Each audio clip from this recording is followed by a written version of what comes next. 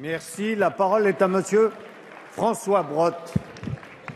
Merci, Monsieur le Président. Monsieur le Premier ministre, nous avons tous la volonté d'une France rassemblée lorsque la République est menacée.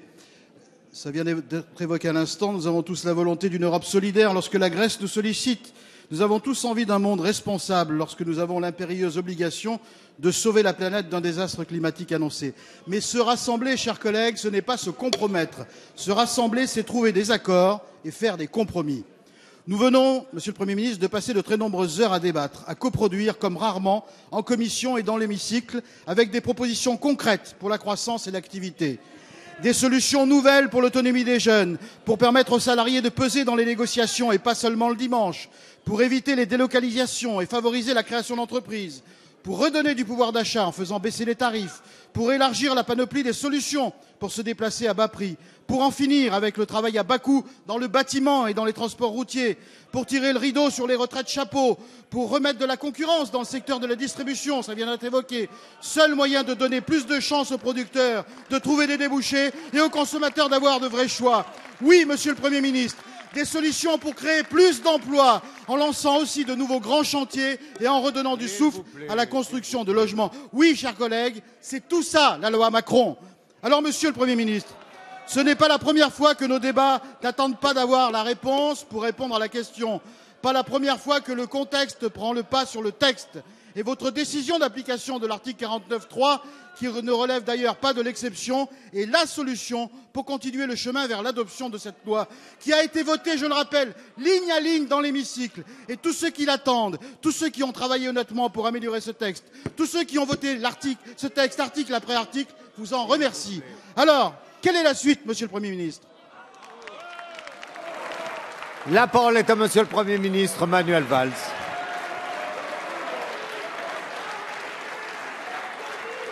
Monsieur le Président Brottes, la suite, pour vous répondre concrètement, c'est que le texte présenté par Emmanuel Macron sera adopté.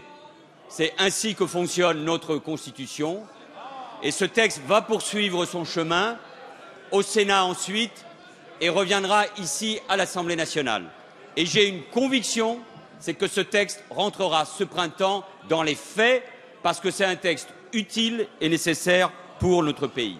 Et je veux, à mon tour, saluer, je l'ai fait hier, le travail du Parlement, puisque tous les articles de ce texte ont été adoptés par l'Assemblée nationale, que plus de 1000 amendements ont été intégrés grâce au travail fait en commission comme dans l'hémicycle. Et vous avez raison d'utiliser ce mot, c'est une véritable coproduction parlementaire entre le gouvernement et le Parlement. Et ceux qui crient au coup de force se trompent profondément. Le 49.3 a toujours et souvent été utilisé, notamment par la droite, pour interrompre un texte alors qu'il y avait du monde dans la rue. Là, le texte a été adopté, mais je ne pouvais pas prendre le moindre risque. La réponse. Je ne pouvais pas prendre le moindre risque sur le vote de ce texte, parce que se sont conjugués immobilisme, conservatisme, irresponsabilité, infantilisme, et ma responsabilité, celle du gouvernement et d'une immense majorité de députés socialistes, c'était de faire en sorte que ce texte soit adopté pour qu'il rentre dans les faits, parce que c'est un coup de jeune pour notre économie, parce que c'est nécessaire pour débloquer trop de blocages qu'il y a dans ce pays, parce qu'il faut aller de l'avant. La suite, Monsieur le Président Brottes, c'est de poursuivre sur la voie des réformes. Et nous le verrons demain, il n'y a pas d'idée dans l'opposition, il n'y a pas de majorité, de rechange. Et demain, nous le verrons bien, ça sera encore une nouvelle fois l'addition de l'immobilisme, du conservatisme, de ceux qui n'ont pas compris dans quel monde on vit et de la nécessité de la France de se mettre au bon niveau pour la compétitivité de ses entreprises, mais au nom aussi, et le texte apporte des réponses, au nom de la justice. Nous allons poursuivre les réformes nécessaires, et nous en parlerons la semaine prochaine avec les partenaires sociaux. Réformes pour les entreprises, réformes pour notre économie. Dans quelques jours, nous ferons aussi des annonces importantes et nouvelles pour l'école, pour faire vivre les valeurs de la République, pour nos quartiers, pour la jeunesse. On peut crier quand on n'a aucune idée. Mais le gouvernement et le chef du gouvernement, ils tiennent bon, ils avancent, pas pour eux, mais pour le pays.